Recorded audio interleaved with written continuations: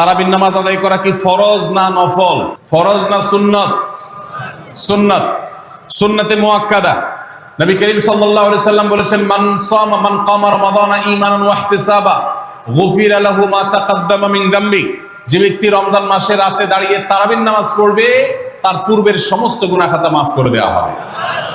এই জন্য তারাবির নামাজ পড়বো তো ইনশাআল্লাহ।